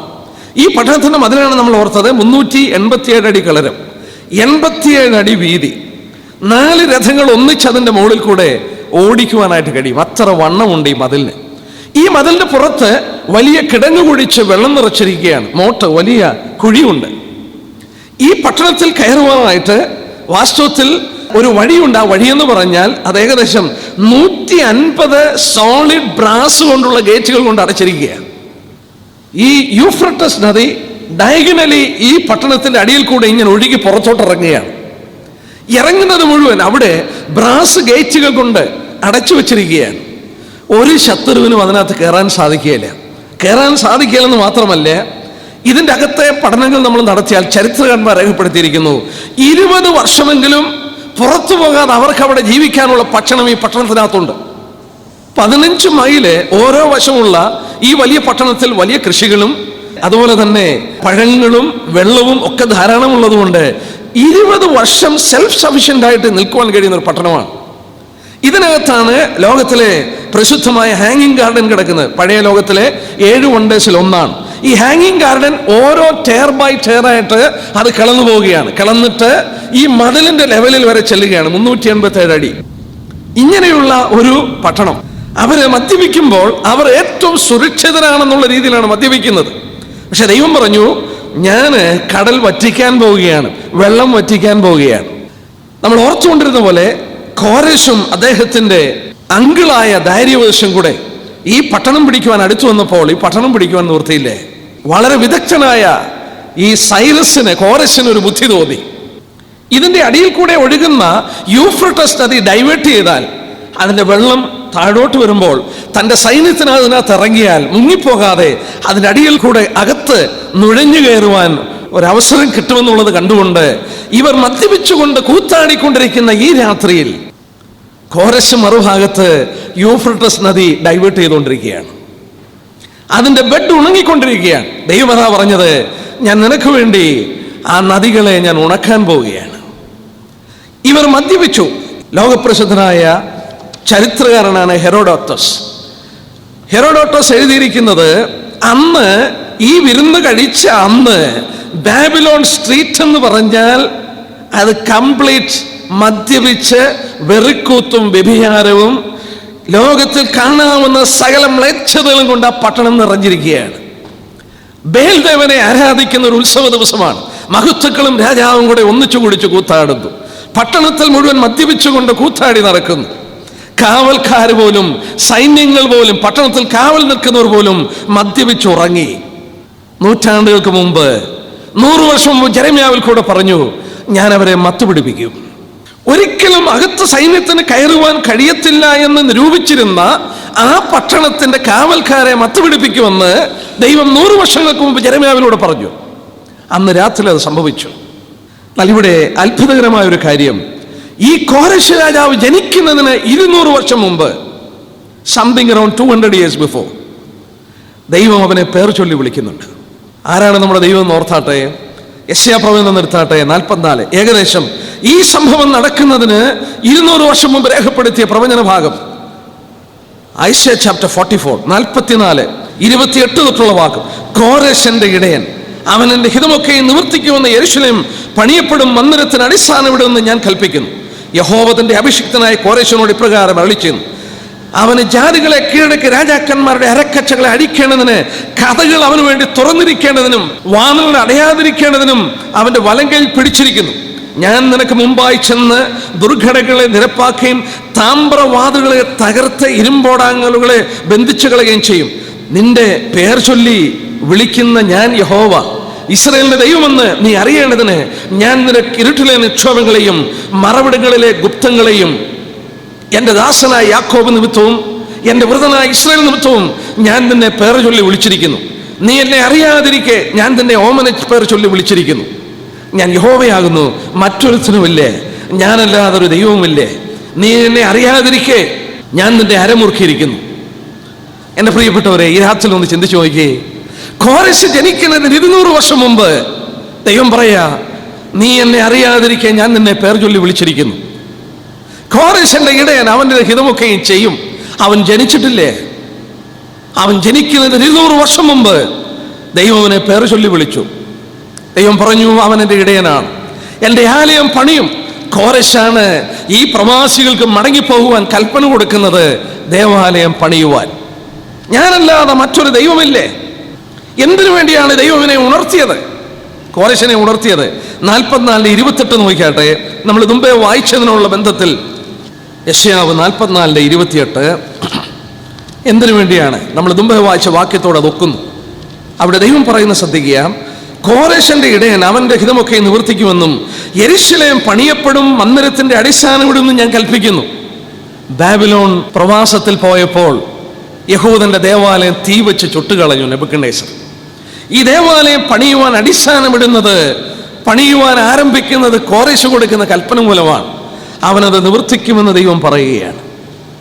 ദൈവത്തിനൊന്നും മറവല്ലേ? ദൈവം സർവശക്തനാണ്. ദൈവത്തിനൊരു കാര്യം ചെയ്യുവാൻ ആഗ്രഹിക്കുമ്പോൾ ദൈവത്തിന് അത് കഴിയും. അപ്പോസ്തലപ്രവൃത്തി 15:18 മലയാളം ബൈബിളിൽ അത് ട്രാൻസ്ലേഷൻ ശരിയായിട്ടില്ല. ആക്ട്സ് 15:18 ഇങ്ങനെ ഇംഗ്ലീഷിൽ വായിക്കുന്നു, known unto God all his works from the beginning of the world. അത് പൂർവ്വകാലം മുതൽ അറിയാകുന്ന കർത്താവ് എന്നാണ്. പൂർവ്വകാലം മുതൽ അറിയാകുന്ന കർത്താവ്, അതിന്റെ ആശയം അത് തന്നെയാണ്. ആരംഭത്തിൽ തന്നെ സകലം അറിയുന്ന ദൈവം. known unto God all his works from the beginning of the world. ലോകത്തിന്റെ ആരംഭം തുടങ്ങി തന്റെ സകല പ്രവൃത്തികളും അറിയുന്ന ദൈവം. അതുകൊണ്ടാണ് പ്രവാചകന്മാരിലൂടെ കാര്യങ്ങൾ അരുളിച്ചത്. നമുക്ക് മുന്നോട്ട് കടന്നു പോകാം. ബെൽഷസ്സറിന് ഈ ദൈവത്തോട് ഒരു കാര്യവുമില്ലേ? ബെൽഷസ്സറിന് ദൈവത്തിന്റെ വചനത്തോട് ഒരു കാര്യവുമില്ലേ? അവന്റെ പൂർവ്വപിതാവായ നെബൂഖദ്നേസർ പോലും ഈ ദൈവത്തെ അറിയുവാൻ ഇടയായി. ബെൽഷസ്സറിന് അതൊന്നും വിഷയമല്ലേ? തന്റെ ഭരണകർത്താക്കളിൽ, മഹത്വക്കളിൽ ദൈവദാസന്മാരായ ദാനിയേൽ മുതലായവരില്ലേ? 10 വർഷം മുമ്പ് അവരൊക്കെ മാറ്റപ്പെട്ടു. വീണ്ടും വന്നാട്ടെ, ദാനിയേലിന്റെ പുസ്തകം. ദാനിയേൽ സംസാരിക്കുമ്പോൾ ഒരു കാര്യം നമുക്ക് കാണാൻ കഴിയുന്നു. 22-ാം വാക്യം നോക്കിയാട്ടെ. ബെൽഷസ്സറിനോട് സംസാരിക്കുമ്പോൾ 5:22, അവന്റെ മകനായ ബെൽഷസ്സറേ, ഇതൊക്കെയും അറിഞ്ഞിട്ടും, yes, although you knew all this, Daniel രാജാവിന്റെ മുഖത്ത് നോക്കി പറയുകയാണ്, although you knew all this, നീ ഇതൊക്കെ അറിഞ്ഞിട്ടും. അവന്റെ പിതാവായ നെബൂഖദ്നേസറിനോട് ദൈവം എങ്ങനെ ഇടപെട്ടുവെന്ന് ബെൽഷസ്സറിന് അറിയാമായിരുന്നു. ഇതൊക്കെ അറിഞ്ഞിട്ടും ബെൽഷസ്സറിനോട് ദാനിയേൽ സംസാരിക്കുന്ന വാക്ക് ഇന്ന് രാത്രി നമ്മളൊന്ന് കുറിക്കൊള്ളേണ്ടത് ആവശ്യമാണ്. വളരെ ശ്രദ്ധേയമാണ്. കാരണം ഈ ബെൽഷസ്സറിന്റെ ജീവിതത്തിൽ യഹോവയായ ദൈവത്തിന് യാതൊരു സ്ഥാനവുമില്ലേ. പക്ഷെങ്കിൽ ഈ ദൈവത്തെക്കുറിച്ചുള്ള അറിവ് ബെൽഷസ്സറിന് ഉണ്ടായിരുന്നു. തൻ്റെ പിതാവിനോട്, നെബൂഖദ്നേസറിനോട് ദൈവം എങ്ങനെ ഇടപെട്ടെന്നും നമ്മൾ ഓർത്തതുപോലെ അവനെ താഴ്ത്തി ഒരു മൃഗത്തെ പോലെ പുല്ലുതീറ്റിക്കുന്നവനാക്കി ഈ വലിയ രാജാവിനെ തീർത്തതും ബെൽഷസ്സർ അറിഞ്ഞിരുന്നു. എൻ്റെ പ്രിയപ്പെട്ടവരെ, ഇന്ന് രാത്രിയിൽ വളരെയധികം കുറിക്കൊള്ളേണ്ട ഒരു വാക്യമാണ്. ദാനിയേൽ ഈ രാജാവിനോട് പറയുന്നു, although you knew all this, you didn't glorify God. നീ ദൈവത്തെ മഹത്വപ്പെടുത്തിയില്ലേ? ഇന്ന് രാത്രിയിൽ ആ വാക്യം നോക്കിയാട്ടെ. 22-ാം വാക്യവും 23-ന്റെ അവസാനത്തെ ഭാഗം കൂടി ഒന്നിച്ച് ചേർത്തൊന്ന് വായിച്ചാട്ടെ. 22-ാം വാക്യവും 23-ന്റെ അവസാനത്തെ ഭാഗ്യവും. അവന്റെ മകനായ ബെൽഷസ്സർ ഇതൊക്കെയും അറിഞ്ഞിട്ടും 23-ന്റെ അവസാനം, ദൈവത്തെ മഹത്വീകരിച്ചില്ലേ? ഇതൊക്കെ അറിഞ്ഞിട്ടും നീ ദൈവത്തെ മഹത്വപ്പെടുത്തിയില്ലേ? ഇത് തന്നെയല്ലേ റോമാലേഖനം 1-ാം അധ്യായത്തിൽ നമ്മൾ വായിക്കുന്നത്? ഒരു നിമിഷം ആ വാക്യം ഒന്ന് വായിക്കാം. റോമൻസ് ചാപ്റ്റർ 1, റോമാലേഖനം 1-ാം അധ്യായം അതിന്റെ 20-ാം വാക്യം നമുക്കൊന്ന് വായിക്കാം. 20-21. അവന്റെ നിത്യശക്തിയും ദിവ്യത്വമായ അവന്റെ അദൃശ്യ ലക്ഷണങ്ങൾ ലോക സൃഷ്ടി മുതൽ അവന്റെ പ്രവൃത്തികളാൽ ബുദ്ധിക്ക് തെളിവായി വെളിപ്പെട്ടു വരുന്നു. അവർക്ക് പ്രതിവാദമില്ലാതിരിക്കേണ്ടതിന് തന്നെ അവർ ദൈവത്തെ അറിഞ്ഞിട്ടും അവനെ ദൈവം ഓർത്ത് മഹത്വീകരിക്കുകയോ നന്ദി കാണിക്കുകയോ ചെയ്യാതെ. നോക്കുക, ദാനിയേലിന്റെ പുസ്തകം 5-ാം അധ്യായത്തിന്റെ 22-ലും 23-ലും നമ്മൾ വായിച്ച അതേ കാര്യമാണ്. അവർ ദൈവത്തെ അറിഞ്ഞിട്ടും അവനെ മഹത്വപ്പെടുത്തിയില്ലേ? ദൈവം ലോകത്തിലുള്ള സകല മനുഷ്യനും വെളിച്ചം കൊടുക്കുന്നുണ്ട്. അവൻ കൊടുക്കുന്ന വെളിച്ചത്തോടുള്ള ബന്ധത്തിൽ എങ്ങനെ പ്രതികരിക്കുന്നു എന്നതിനെ ആസ്പദമാക്കിയാണ് അവൻ അടുത്തതായിട്ട് കിട്ടുന്ന വെളിച്ചം. ദൈവം അവന് വെളിച്ചം കൊടുക്കുമ്പോൾ ആ വെളിച്ചത്തെ അനുസരിപ്പാൻ, പിൻഗമിപ്പാൻ അവന് മനസ്സില്ലെങ്കിൽ അടുത്ത ചോടിന് അവന് വെളിച്ചം കിട്ടില്ലേ? ഏത് മനുഷ്യനുമായിക്കൊള്ളട്ടെ, ഒരു ജാതിയിൽപ്പെട്ട മനുഷ്യനായിക്കൊള്ളട്ടെ, യഹോവയെ ദൈവത്തെ അറിയാത്തൊരു മനുഷ്യനായിക്കൊള്ളട്ടെ. ഏത് മനുഷ്യനും അവന് ലഭിച്ച വെളിച്ചത്തെ അനുസരിച്ച് അവന്റെ ഹൃദയം വിനയപ്പെടുമ്പോൾ, ദൈവത്തെ അന്വേഷിക്കുമ്പോൾ, ദൈവം അടുത്ത ചുവടിന് അവന് വെളിച്ചം കൊടുക്കും. നമ്മൾ അതാണ് റോമർ 1:20-21 വാക്യത്തിൽ വായിക്കുന്നത്. ദൈവം ഈ പ്രപഞ്ചത്തിലൂടെ ദൈവത്തിന്റെ മഹത്വം വെളിപ്പെടുത്തുകയാണ്. അതിശനായ ദൈവത്തെക്കുറിച്ചുള്ളത് ദൈവം മനസ്സിലാക്കി കൊടുക്കുകയാണ്. ഈ മനസ്സിലാക്കി കൊടുക്കുന്നത് അവർ അറിഞ്ഞിട്ടും ദൈവത്തെ മഹത്വീകരിക്കുന്നില്ലേ? അവര് ഈ രാജാവിനും പറ്റിയ ഏറ്റവും വലിയ കുഴപ്പം അതാണ്. അന്ന് രാത്രിയിൽ എന്ത് സംഭവിച്ചു? നമ്മളിവിടെ വായിക്കുന്നു, അന്ന് രാത്രിയിൽ എന്ത് സംഭവിച്ചു. എൻ്റെ പ്രിയപ്പെട്ടവരെ, എത്രയോ ശ്രദ്ധേയമായ ഒരു കാര്യമാണത്. ഈ പാപത്തിൻ്റെ അതിൻ്റെ മൂർധന്യാവസ്ഥയിലേക്ക് ബെൽഷസ്സർ എത്തിക്കഴിഞ്ഞു. അവന് വെളിച്ചം ദൈവം കൊടുത്തിരുന്നു. ആ വെളിച്ചത്തെ അവൻ തിരസ്കരിച്ചു. അവൻ തിരസ്കരിച്ചിട്ട് നോക്കുക, 4:30 നെബൂഖദ്നേസറിനോട് പറയുന്നുണ്ട്. നമ്മൾ കഴിഞ്ഞ ദിവസം ചിന്തിച്ചതാണ്. അവൻ്റെ ഹൃദയം നിഗളിച്ചപ്പോൾ ദൈവം അവനെ താഴ്ത്തുകയാണ്. ഈ രാജാവ് ബെൽഷസ്സർ, അവൻ്റെ ഹൃദയവും വാസ്തവത്തിൽ ദൈവത്തിന് വിരോധമായി ഉയർന്നു. എന്നാൽ ഇവിടെ ഒരു പ്രത്യേക വാക്യം നോക്കിയാട്ടെ, 5-ാം വാക്യം. ആ ഒരു സന്ദർഭത്തിൽ തൽക്ഷണം, ഇംഗ്ലീഷിൽ വായിച്ചാൽ in the same hour, immediately. 4:31 വായിക്കുന്ന പോലെ ഈ വാക്ക് രാജാവിന്റെ വായിൽ ഇരിക്കുമ്പോൾ തന്നെ, ഇമീഡിയറ്റ്ലി എന്ന് പറഞ്ഞാൽ പാപം അതിന്റെ മൂർധന്യാവസ്ഥയിൽ എത്തിക്കഴിഞ്ഞു. നെബൂഖദ്നേസർ രാജാവിന്റെ വായിൽ ഈ വാക്കുകൾ ഇരിക്കുമ്പോൾ തന്നെ ന്യായവിധി വന്നു. ബെൽഷസ്സർ ഈ വിധത്തിൽ മറ്റ് ദേവന്മാരെ മഹത്വീകരിച്ച ഉടനെ തന്നെ സംഭവം നടക്കുകയാണ്. എന്താ ഇതിന്റെ കാരണം? പാപത്തെ ദൈവം ക്ഷമിക്കുന്നു. പാപത്തോട് നാം തിരുവചനത്തിൽ വായിക്കുന്നു, ദീർഘമായി ക്ഷമിക്കുന്നു. ദൈവം വളരെ ദീർഘമായി ക്ഷമിക്കുന്നു, ദയ കാണിക്കുന്നു, മാനസാന്തരപ്പെടുമെന്ന് വിചാരിക്കുന്നു. എന്നാൽ ഉൽപ്പത്തി 6:3 വായിക്കുന്നു, എൻ്റെ ആത്മാവ് സദാകാലവും വാദിക്കില്ലേ. അവനോടുള്ള ദൈവത്തിന്റെ വാദത്തിന്റെ സമയം അവസാനിച്ചു. തൽക്ഷണം 5-ാം വാക്യം തുടങ്ങി. ഒരു മനുഷ്യന്റെ കൈവിരൽ പുറപ്പെട്ട് വിളക്ക് നിറയെ രാജധാനിയുടെ ചുവരിൽ വെള്ളമേൽ എഴുതിയ കൈപ്പറ്റി രാജാവ് കണ്ടു. താഴോട്ട് നമ്മൾ വായിക്കുന്നു, ഉടനെ രാജാവിന്റെ മുഖഭാവം മാറി. അവൻ വിചാരങ്ങളാൽ പരവശനായി. അരയുടെ ഏപ്പ് അഴിഞ്ഞ കാൽമുട്ടുകൾ ആടിപ്പോയി. രാജാവ് ഉറക്കെ വിളിച്ചു. He cried loud. ഈ രാത്രി ഒന്ന് ചിന്തിച്ചേ, ചെറുപ്പക്കാരനായ ഒരു രാജാവ്, തൻ്റെ മുന്നിൽ 1000 മഹത്തുക്കൾ, സ്ത്രീകളും ഒന്നിച്ച് ആ മദ്യപാനം നടത്തി, വെറിക്കൂത്ത് നടത്തി, താൻ അങ്ങനെ അവരുടെ മധ്യത്തിൽ ഉല്ലസിച്ച് നിൽക്കുമ്പോൾ ആ മനുഷ്യൻ ഭയന്നിട്ട്, നാം വായിക്കുന്നു, അവന്റെ അരകൾ ആടിയിട്ട് ഇരിക്കാനും വയ്യ, നിൽക്കാനും വയ്യ. ഈ രാജാവിന്റെ മുഖഭാവം മാറി. വിചാരങ്ങളാൽ പരവശനായി.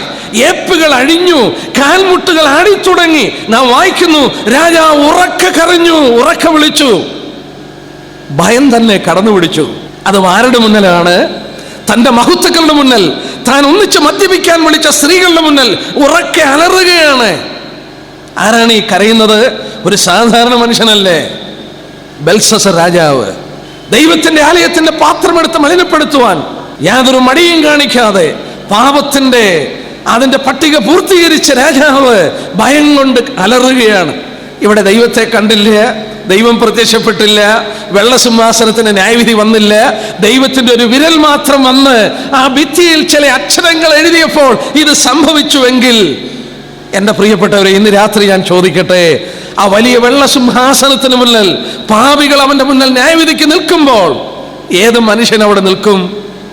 ദൈവത്തിന്റെ കൈവിരലിന്റെ മുന്നിൽ, ഭിത്തിയിൽ പ്രത്യക്ഷപ്പെട്ട എഴുത്തിന്റെ മുന്നിൽ വലിയ രാജാവിന്റെ ഏപ്പുകൾ ആടി, കാൽമുട്ടുകൾ വിറച്ച് അവൻ ഉറക്കെ കരഞ്ഞുവെങ്കിൽ, അന്ത്യ ന്യായവിധി, ദൈവത്തിന്റെ ന്യായവിധി ദിവസം, ആ ദൈവത്തെ മുഖാമുഖമായി മനുഷ്യൻ ദർശിക്കുന്ന ദിവസം അവൻ എങ്ങനെ നിൽക്കും? ഞാൻ 1-2 വാക്യം ഒന്ന് വായിച്ചു കൊള്ളട്ടെ. സദൃശ്യവാക്യം 1-ാം അധ്യായം. എന്നെ ശ്രദ്ധയിൽപ്പെട്ടിട്ടുള്ള 1-2 വാക്യം ഞാനൊന്ന് ചൂണ്ടിക്കാണിക്കട്ടെ. ആ ന്യായവിധിയുള്ള ബന്ധത്തിൽ ഈ വാക്യങ്ങൾ, ബെൽഷസ്സർ കരഞ്ഞത്, ഉറക്കെ കരഞ്ഞത് വായിച്ചപ്പോൾ എൻ്റെ മനസ്സിലേക്ക് അത് ഓടി വന്നു. സദൃശ്യവാക്യം 1-ന്റെ 28-ാമത്തെ വാക്യം. അപ്പോൾ അവർ എന്നെ വിളിക്കും, ഞാൻ ഉത്തരം പറയുകയില്ലേ. എന്തുകൊണ്ടാ? ദൈവം പറഞ്ഞു, അവർ എന്നെ വിളിക്കും, they will cry unto me, ഞാൻ ഉത്തരം പറയില്ലേ. കാരണം എന്നാ? 24-ാം വാക്യം തുടങ്ങി വായിച്ചു നോക്കട്ടെ. ഞാൻ വിളിച്ചിട്ട് നിങ്ങൾ ശ്രദ്ധിക്കാതെയും, ഞാൻ കൈ നീട്ടിയിട്ട് ആരും കൂട്ടാക്കാതെയും. ഓ, എന്തൊരു ഭയങ്കരമാണ്, എന്തൊരു ഭയങ്കരമാണ്. ദൈവം പറയുകയാണ്, ഞാൻ വിളിച്ചിട്ട് നീ ശ്രദ്ധിച്ചില്ലേ, ഞാൻ കൈ നീട്ടിയിട്ട് നീ കൂട്ടാക്കിയില്ലേ, എന്റെ ശാസന നീ അനുസരിച്ചില്ലേ, എന്റെ കാര്യങ്ങളെ നിസ്സാരമായി നീ ചിന്തിച്ചു, ഒരിക്കൽ നീ ഉറക്കെ വിളിക്കും, അന്ന് ഞാൻ ഉത്തരം പറയില്ലേ. ദൈവം പറയുന്ന വാക്ക് ശ്രദ്ധിക്കുക. ഞാൻ നിന്നെ വിളിച്ചു, നീ ശ്രദ്ധിച്ചില്ലേ, ഞാൻ നിന്റെ നേരെ കൈ നീട്ടി, നീ അത് കൂട്ടാക്കിയില്ല, നീ ഒരിക്കൽ ഉറക്കെ കരയും, അന്ന് ഞാൻ നിന്റെ വിളി കേൾക്കില്ലേ. ബെൽഷസ്സറിന്റെ നേരെ ദൈവം കൈ നീട്ടി. അവനോട് ദൈവം എത്ര പ്രാവശ്യം ഇടപെട്ടു. അവന്റെ വാസ്തവത്തിൽ അവന്റെ ജീവിതത്തെ കുറിച്ച് നാം കണ്ടു. ഇതൊക്കെ അറിഞ്ഞിട്ടും ദൈവം അവന് വെളിച്ചം കൊടുത്തു. ദൈവത്തെ അവൻ കൂട്ടാക്കിയില്ല, അവൻ ഉറക്കെ കരഞ്ഞൊരു ദിവസം. മറ്റൊരു വാക്യം, എസെക്കിയേൽ പ്രവചനം 8:18. ആകയാൽ ഞാനും ക്രോധത്തോട് പ്രവർത്തിക്കും, എന്റെ കണ്ണ് ആദരിക്കുകയില്ല, ഞാൻ കരുണ കാണിക്കുകയുമില്ല. അവർ അത്യുച്ചത്തിൽ എന്നോട് നിലവിളിക്കും, ഞാൻ അപേക്ഷ കേൾക്കുകയില്ല എന്ന് അരുളി ചെയ്യുന്നു. അടിയറയിട്ട് സൂക്ഷിച്ചു കൊള്ളുക വാക്യങ്ങൾ. ദൈവം ക്രോധത്തോടെ പ്രവർത്തിക്കുന്ന ദിവസം അവർ അത്യുച്ചത്തിൽ എന്നോട് നിലവിളിക്കും, ഞാൻ അപേക്ഷ കേൾക്കില്ല എന്ന് അരുളി ചെയ്യുന്നു. ദൈവം പറയുകയാണ്, അവർ ഉറക്കെ കരയും, ഉറക്കെ കരയും. പലപ്പോഴും എൻ്റെ ഹൃദയത്തെ പിടിച്ചു നിർത്തുന്ന ആ സംഭവമാണ് അന്ത്യന്യായ വിധി. അന്ത്യന്യായ വിധി, മനുഷ്യന്റെ നിസ്സാര അവസ്ഥ. എത്ര വലിയവനും ബെൽഷസ്സറിനെ പോലെ ബലവാനായവനും ദൈവത്തിന്റെ മുന്നിൽ അവൻ എങ്ങനെ നിൽക്കും? ദൈവത്തിന്റെ കൈവിരൽ പ്രത്യക്ഷപ്പെട്ടപ്പോൾ അവന്റെ ഏപ്പുകളാടി അവന്റെ മുട്ടുകളുടെ ബലം ക്ഷയിച്ചിട്ട് ഭയം കൊണ്ട് അവൻ ഉറക്കെ നിലവിളിച്ചു. വചനത്തിൽ വീണ്ടും വാണി കാണിക്കുന്നു, ഞാൻ വിളിച്ചിട്ട് അവർ കേട്ടില്ലേ, ഞാൻ കൈ നീട്ടിയിട്ട് അവർ കൂട്ടാക്കിയില്ലേ, അവർ ഉറക്കെ കരയും, അവർ ഉറക്കെ കരയും, ഞാൻ ശ്രദ്ധിക്കില്ലേ. ദൈവം ഒരു ദുഷ്ടന്റെയും മരണത്തിൽ പ്രസാദിക്കുന്നില്ലേ? എന്നാൽ ദൈവം മനുഷ്യന്റെ മാനസാന്തരത്തിൽ പ്രസാദിക്കുന്നു. ദൈവം സകല മനുഷ്യരും മാനസാന്തരപ്പെടണമെന്നും രക്ഷപ്പെടണമെന്നും ആഗ്രഹിക്കുന്നു.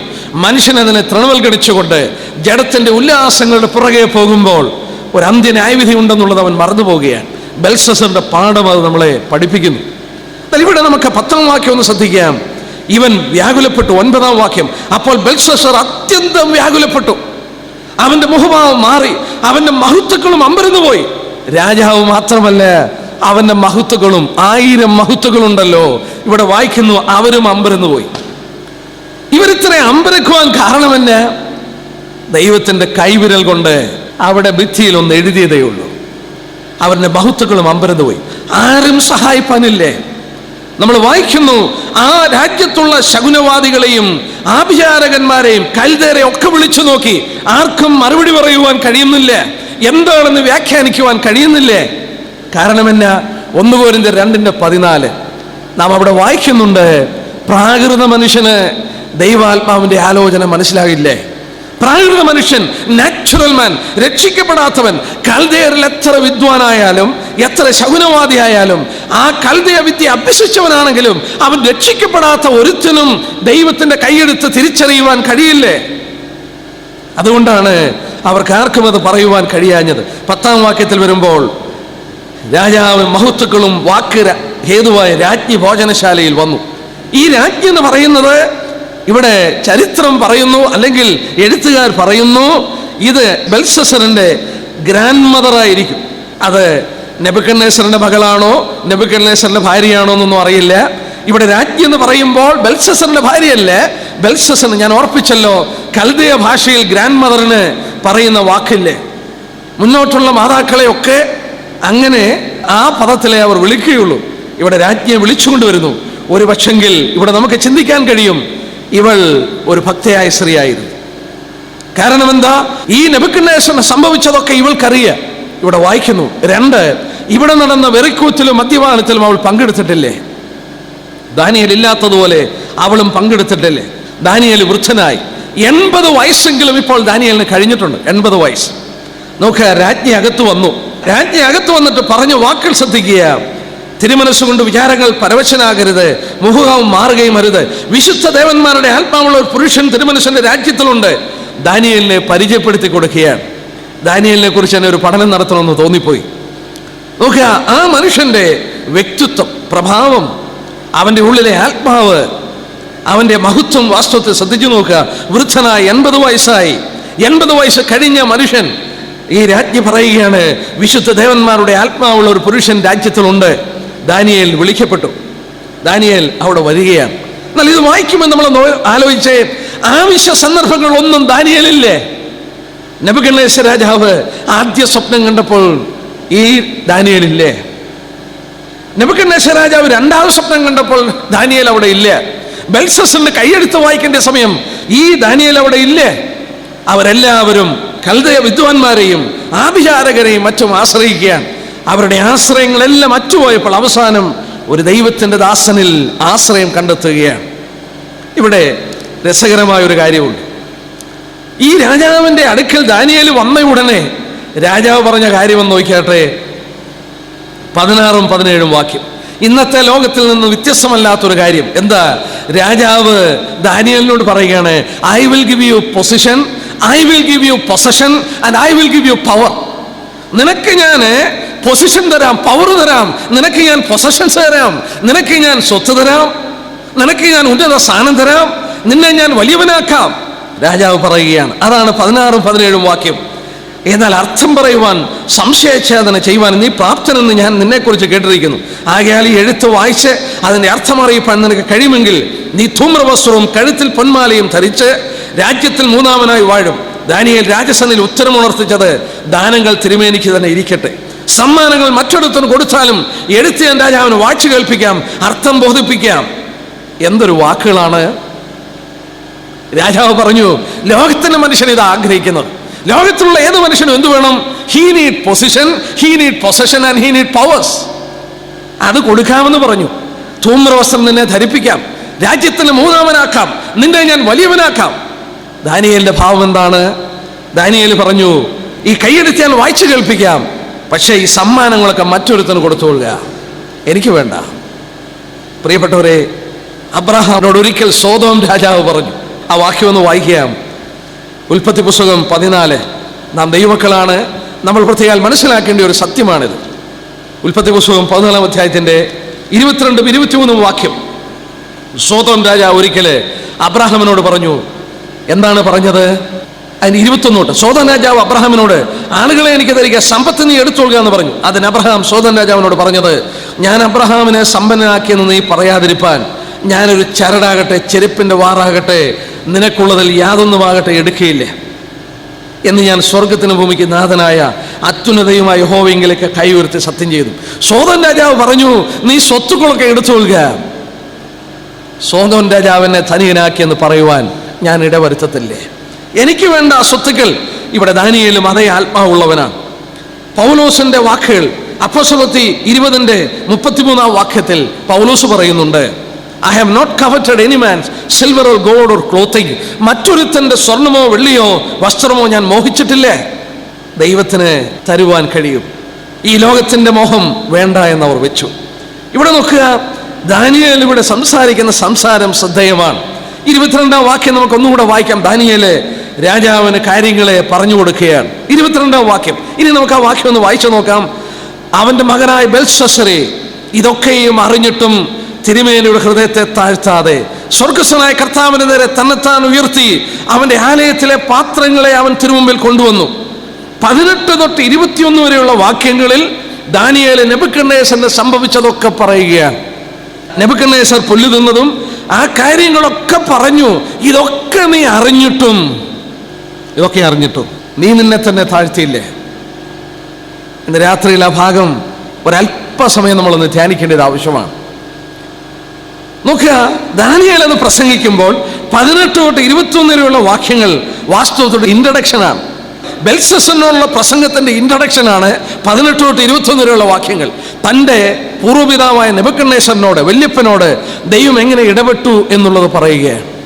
അത് പറഞ്ഞിട്ട് പിന്നെ ദാനിയേൽ സംസാരിക്കുമ്പോൾ യാതൊരു റെസ്പെക്റ്റും എന്ന് പറഞ്ഞാൽ ഈ നെബൂഖദ്നേസർ രാജാവിനോട് സംസാരിച്ചപ്പോൾ കാണിക്കുന്ന മാനസികമായ ഒരു നിലവാരമല്ല ബെൽഷസ്സറിനോട് സംസാരിക്കുമ്പോൾ കാണിച്ചത്.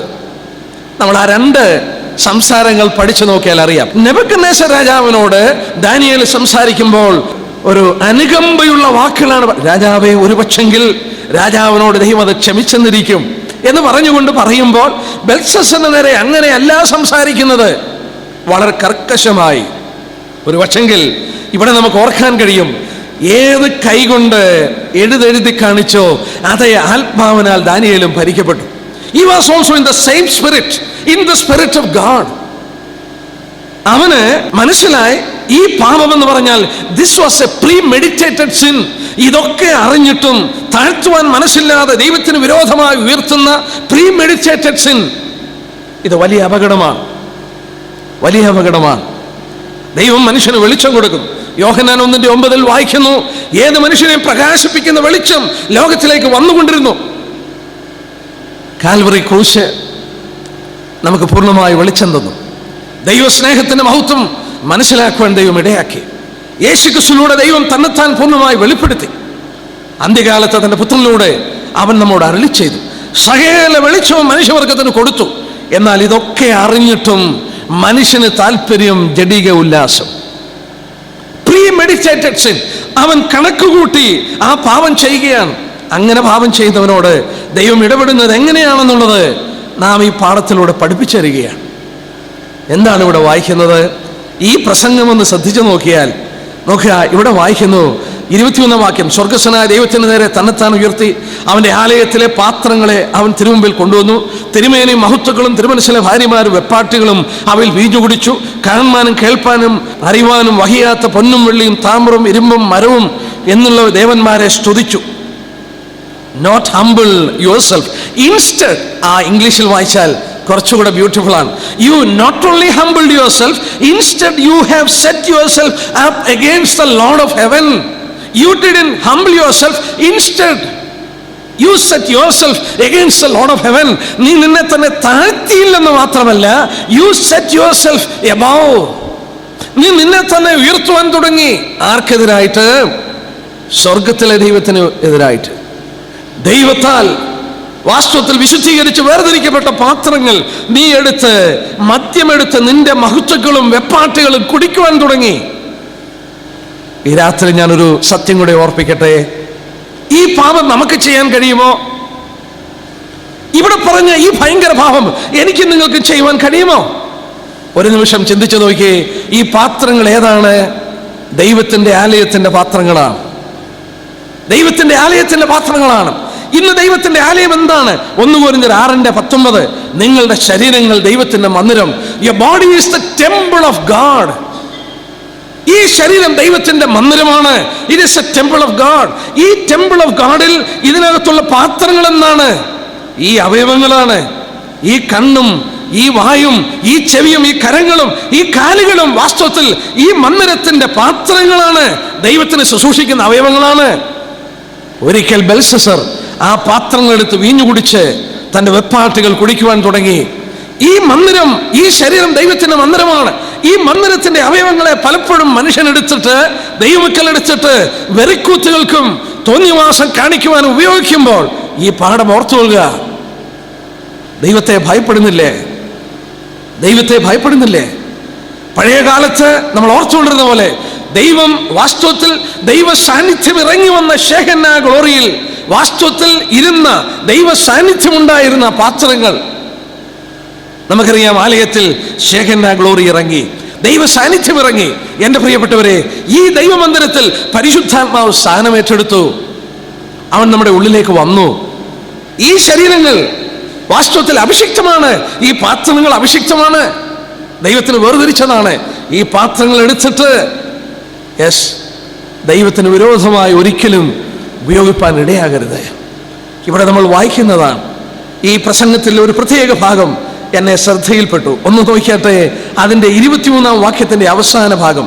ദേവന്മാരെ സ്തുതിച്ചു, തിരുമനസ്സിലെ ശ്വാസവും എല്ലാ വഴികളും കൈവശമുള്ളവനായ ദൈവത്തെ മഹത്വീകരിച്ചുമില്ലേ. ആ വാക്യം ഒന്ന് ശ്രദ്ധിച്ചു കൊള്ളുക. ആ 23 വാക്യത്തിന്റെ അവസാനം ഇംഗ്ലീഷിൽ വായിച്ചാൽ വളരെ ശ്രദ്ധേയമാണ്. God who holds in his hand your life and your ways.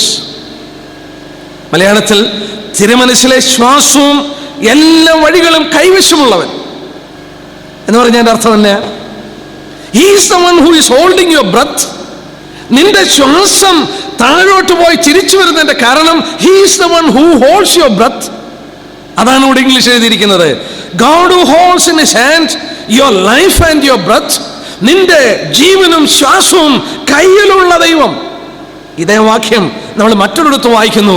യോബിന്റെ പുസ്തകം 12:10. Job chapter 12 verse 10. സകല ജന്തുക്കളുടെയും പ്രാണനും സകല മനുഷ്യവർഗത്തിന്റെ ശ്വാസവും അവന്റെ കയ്യിലിരിക്കുന്നു. യെസ്, നോക്കിയാട്ടെ. In his hand is the life of every creature and the breath of all mankind. God is the one who holds the breath of every creature, and he is the one in whose hand is the breath of all mankind. എല്ലാ മനുഷ്യവർഗത്തിന്റെയും പ്രാണൻ അവന്റെ കയ്യിലാണ്. ഈ രാത്രിയിൽ ഒരു കാര്യം മറക്കരുത്. ഈ പ്രാണൻ വിട്ടിട്ട് തിരിച്ചെടുക്കുന്നതിന്റെ കാരണം അവൻ അത് സമ്മതിക്കുന്നു എന്നുള്ളത് കൊണ്ടാണ്. He is allowing it. അയ്യോ, ഈ വാക്യങ്ങൾ നമ്മെ എത്ര ഭയപ്പെടുത്തണം. നമ്മൾ പുറത്തോട്ട് വിട്ട ശ്വാസം തിരിച്ചെടുക്കുവാൻ സാധിക്കുന്നില്ലെങ്കിൽ, ഇവിടെ വായിക്കുന്ന വാക്യം നോക്കുക. God is someone who holds in his hand your life and your breath. നിന്റെ ജീവനും നിന്റെ വഴികളും it is in the hand of God. ഈ പ്രാണൻ കൊണ്ട് ദൈവത്തെ മഹത്വീകരിക്കുന്നില്ലെങ്കിൽ, ബെൽശസ്സറിനോട് ദാനിയേൽ സംസാരിക്കുകയാണ്. അവന്റെ പിതാവിനോട് ദൈവം ഇടപെട്ട വഴികളെ കാണിച്ചു കൊടുത്തു. നിന്റെ ജീവൻ അവന്റെ കയ്യിലാണ്. നീ ജീവിച്ചിരിക്കുന്നത് അവൻ മൂലമാണ്. നീ ആ ദൈവത്തെ മഹത്വീകരിച്ചില്ലേ? മഹത്വീകരിച്ചില്ലെന്ന് മാത്രമല്ല, നിന്റെ പാപത്തിന്റെ മൂർധന്യാവസ്ഥ കടന്നു വന്നു. നീ ദൈവത്തെ അറിഞ്ഞിട്ട് മഹത്വീകരിച്ചില്ലേ? മാത്രമല്ല, ദൈവത്തിന്റെ ആലയത്തിന്റെ വിശുദ്ധ പാത്രങ്ങളെ നീ ഏറ്റവും മോശമായ കാര്യങ്ങൾക്ക്, നിന്റെ വെപ്പാട്ടികൾക്ക് കുടിക്കുവാൻ നീ എടുത്തു കൊടുക്കുകയാണ്. ഒരു വിധത്തിൽ ദൈവത്തെ വെല്ലുവിളിക്കുകയായിരുന്നു. ആ കൈയെഴുത്ത് അവിടെ കടന്നു വന്നു. ആ കൈയെഴുത്ത് എന്താണ്? ആ ഹാൻഡ് റൈറ്റിംഗ് ഒന്ന് നോക്കാട്ടെ. ആകയാൽ അവൻ ഈ കൈപ്പത്തി അയച്ചു എഴുതിയതിരിക്കുന്ന എഴുത്തോ മേനെ മേനെ തെക്കൽ ഹുഫാസീൻ, മേനെ മേനെ തെക്കൽ ഹുഫാസീൻ. വാസ്തവത്തിൽ അതിന്റെ അർത്ഥം ദാനിയേൽ വിവരിച്ചു കൊടുക്കുകയാണ്. കാര്യത്തിന്റെ അർത്ഥമാവിത്. മേനെ എന്ന് വെച്ചാൽ ദൈവം നിന്റെ രാജ്യത്തെ എണ്ണി അതിന്റെ അന്തം വരുത്തിയിരിക്കുന്നു. തെക്കൽ എന്ന് വെച്ചാൽ തിലാശിൽ നിന്നെ തൂക്കി കുറവുള്ളവനായി കണ്ടിരിക്കുന്നു. പേരസ് എന്ന് വെച്ചാൽ നിന്റെ രാജ്യം വിഭാഗിച്ച് മേദ്യർക്കും പാർശ്വക്കും കൊടുത്തിരിക്കുന്നു. നമുക്ക് ഒരു നിമിഷം ആ ഭാഗം ഒന്ന് ധ്യാനിച്ചു നോക്കാം. ഇവിടെ ആദ്യം പറയുന്നു മേനെ Thekkel ഹുഫാസീൻ. God has numbered the days of your reign and brought it to an end. ദൈവം നിന്റെ രാജ്യത്വത്തെ എണ്ണി അതിനൊരു അന്തം വരച്ചിരിക്കുന്നു. ബെൽശസ്സറേ, നിന്റെ ഭരണം ഇവിടെ അവസാനിക്കുന്നു. മേനെ എന്ന വാക്കിന്റെ അർത്ഥം Thekkel. You have been weighed on the scale and found wanting. നിന്നെ ത്രാശിൽ തൂക്കി കുറവുള്ളവനായി കണ്ടിരിക്കുന്നു. ഈ രാത്രി എൻ്റെ പ്രിയപ്പെട്ടവരോട് ഞാൻ പറയട്ടെ, there is a scale in the hand of God and he weighs every man's ways. എല്ലാ മനുഷ്യന്റെ വഴികളെയും തൂക്കി നോക്കുന്ന ഒരു ദൈവമുണ്ടെന്ന് വേദവസ്വം പഠിപ്പിക്കുന്നു. ഒന്ന് രണ്ട് വാക്യം നോക്കാം. Job chapter 31 verse 6. ദൈവം എല്ലാ മനുഷ്യന്റെയും വഴികളെ തൂക്കി നോക്കുന്നു. യോബിന്റെ പുസ്തകം 31-ാം അധ്യായത്തിന്റെ 6-ാമത്തെ വാക്യം. ദൈവമേ, എൻ്റെ പരമാർത്ഥത അറിയേണ്ടതിന് ഒത്ത ത്രാശിൽ എന്നെ തൂക്കി നോക്കണമേ. Let God weigh me in honest scales. 1 ശമൂവേൽ 2:3. 1 ശമൂവേൽ ചാപ്റ്റർ 2 വേഴ്സ് 3. ഡംഭിച്ച് നീ സംസാരിക്കരുത്, നിങ്ങളുടെ വായിൽ നിന്ന് അഹങ്കാരം പുറപ്പെടരുത്. യഹോവ ജ്ഞാനമുള്ള ദൈവം, അവൻ പ്രവൃത്തികളെ തൂക്കി നോക്കുന്നു. Yes, his deeds R weighed. മനുഷ്യൻ അഹങ്കാരത്തോടെ സംസാരിക്കരുത്, ഡംഭിച്ച് സംസാരിക്കരുത്. അഹങ്കാരം വായിൽ നിന്ന് പുറപ്പെടരുത്. കാരണം എന്നാ? അവൻ പ്രവൃത്തികളെ തൂക്കി നോക്കുന്നു. ദൈവം പ്രവൃത്തികളെ തൂക്കി നോക്കുന്നു. മനുഷ്യന്റെ ചിന്താഗതികൾ വ്യത്യസ്തമാണ്. എല്ലാവരും ഇത് ചെയ്യുന്നല്ലോ, ഞാനും ചെയ്താൽ എന്താണ്? എല്ലാവരും ഇത് പറയുന്നല്ലോ, ഞാനും പറഞ്ഞാൽ എന്താണ്? പക്ഷെങ്കിൽ ഒരു കാര്യം മനസ്സിലാക്കിക്കൊള്ളുക, ദൈവത്തിന്റെ തുരാശിലാണ് ദൈവം തൂക്കുന്നത്. That is it is his standard. അവന്റെ സ്റ്റാൻഡേർഡിനനുസരിച്ചാണ് അവൻ തൂക്കുന്നത്. അകൃത്യാഗത്തെ കുറിച്ച് പഠിക്കുമ്പോൾ ലേവ്യർ 5:15 നമ്മൾ ഇങ്ങനെ വായിക്കുന്നുണ്ട്. അവിടെ ലേവ്യ പുസ്തകം 5:15 പറയുന്നു, ദേവാലയത്തിന്റെ തൂക്കപ്രകാരം according to the shekel of the sanctuary. ദേവാലയത്തിന്റെ തൂക്കപ്രകാരം വേണം പാപത്തിന്റെ ഖനം തൂക്കി നോക്കുവാൻ. God weighs every man's ways. എല്ലാ മനുഷ്യന്റെ വഴികളും ദൈവം തൂക്കി നോക്കിക്കൊണ്ടിരിക്കുന്നു. അഹങ്കരിക്കരുത്. ദൈവം തരുന്ന വഴികളിൽ വിനയമാകണം. അവനെ മഹത്വപ്പെടുത്തണം. വാസ്തവത്തിൽ നെബൂഖദ്നേസറിന് പറ്റിയത് ഇതൊക്കെ അറിഞ്ഞിട്ടും അവൻ താഴ്ത്തിയില്ലേ? ആ ദൈവത്തിന് മഹത്വം കൊടുത്തില്ലേ? ഇതൊക്കെ നിന്റെ രാജ്യത്തിന് അന്തം വന്നിരിക്കുന്നു. ഈ രാജ്യം ഭാഗിച്ച് മേദ്യർക്കും പാർശ്വക്കും കൊടുത്തിരിക്കുന്നു എന്ന് ദാനിയേൽ പറയുകയാണ്. 29 വാക്യം ശ്രദ്ധേയമായ വാക്യമാണ്. ഇതൊക്കെ പറഞ്ഞിട്ടും ഈ ദൂത് ബെൽഷസ്സറിന്റെ ഹൃദയത്തിലോട്ട് കടന്നില്ലേ. എന്താ അതിന്റെ തെളിവ്? 29 വാക്യമാണ്.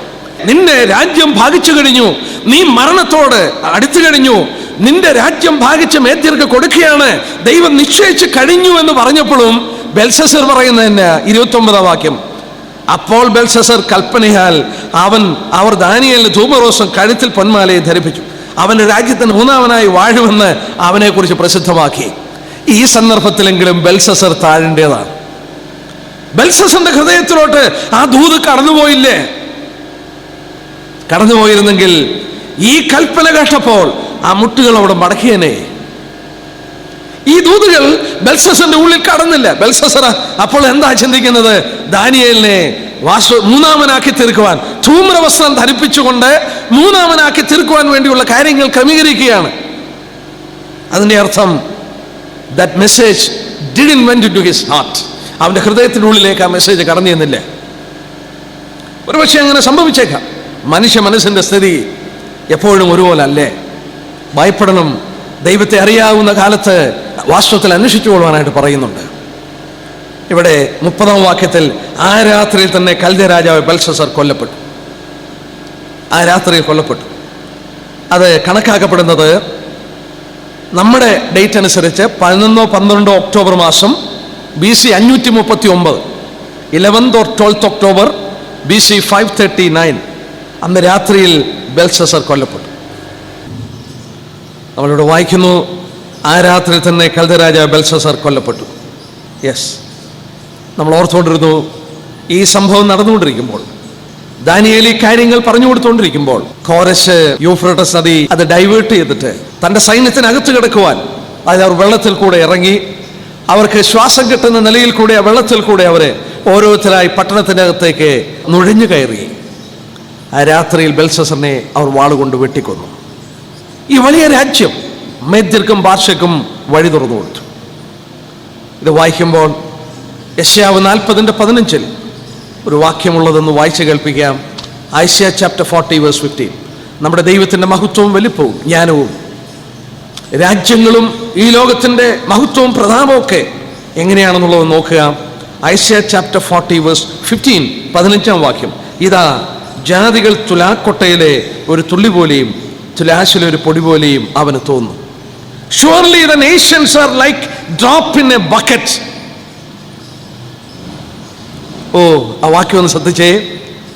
Surely the nations are like a drop in a bucket. They are regarded as dust on the scale. ഒരു തൊട്ടിയിലെ ഒരു തുള്ളി വെള്ളം പോലെയുള്ളൂ ദൈവത്തിനൊരു രാഷ്ട്രം. They are regarded as a dust on the scale. ഒരു തിലാശിലെ ഒരു പൊടി പോലെയുള്ളൂ ഒരു രാഷ്ട്രം ദൈവത്തിന്. ഈ പ്രപഞ്ചത്തെ ഉളവാക്കിയ ദൈവം, അഖിലാണ്ടത്തെ മുഴുവൻ ഉളവാക്കിയ ദൈവം, ഇതിന്റെ വലുപ്പവും മഹത്വവും എത്ര വലുതാണ്. ഈ സൃഷ്ടിയിൽ ഈ ഭൂമി തന്നെ എത്ര ചെറുതാണ്. ഈ ഭൂമിയിൽ ഒരു രാജ്യം ദൈവത്തിന് എത്ര ചെറുതാണ്.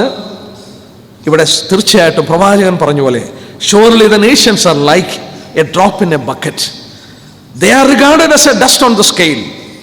കഴിഞ്ഞുപോയ ഹിത്യരുടെ സാമ്രാജ്യം, ഈജിപ്തിന്റെ സാമ്രാജ്യം, അസിറിയൻ സാമ്രാജ്യം പോലെ ബാബിലോൺ സാമ്രാജ്യം ചരിത്രത്തിൽ മറക്കപ്പെട്ട മായ്ക്കപ്പെട്ടു. കാരണം എന്നാ? ദൈവത്തെ മഹത്വീകരിച്ചില്ലേ. സംസ്കാരങ്ങൾ മാറ്റപ്പെട്ടു. ഹിത്യരുടെ സംസ്കാരം ചരിത്രത്തിൽ മാറ്റപ്പെട്ടു കഴിഞ്ഞു. ഈജിപ്ഷ്യൻ സംസ്കാരം മാറ്റപ്പെട്ടു പോയി. സാമ്രാജ്യം, അസിറിയൻ സാമ്രാജ്യം മാറ്റപ്പെട്ടു. വീണ്ടും നമ്മൾ വായിച്ചതുപോലെ പഠിച്ചതുപോലെ നെബൂഖദ്നേസർ രാജാവിനെ ഉയർത്തിക്കൊണ്ടുവന്ന ദൈവം ബാബിലോൺ സാമ്രാജ്യം ചരിത്രത്തിൽ നിന്ന് തുടച്ചു മാറ്റിയിട്ട് മേദ്യരെയും പാർശ്യരെയും ഭരണത്തിൽ കൊണ്ടുവന്നു. എന്താ ഇതിൻ്റെയൊക്കെ കാരണം? ഇതിൻ്റെ എല്ലാം പുറകിൽ ഒരു ദൈവമുണ്ട്. ആ ദൈവത്തെ മഹത്വരിക്കാതെ മറന്നപ്പോൾ ആ രാജ്യങ്ങളും മറക്കപ്പെട്ടു ചരിത്രത്തിൽ.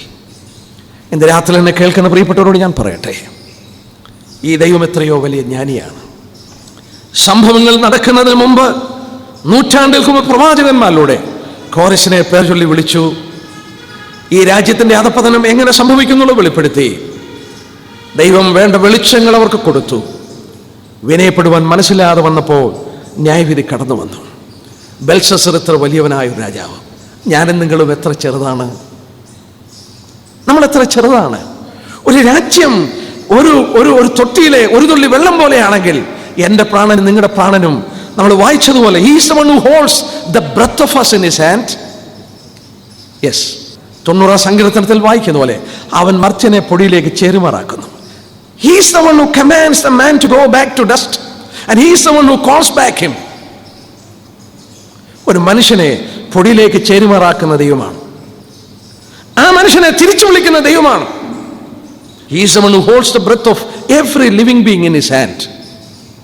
He is God Almighty. സർവശക്തനായ ദൈവം, സർവജ്ഞാനിയായ ദൈവം. ഇന്ന് രാത്രി ഒരു വാക്കൂടെ പറഞ്ഞ് ഞാൻ അവസാനിപ്പിക്കട്ടെ.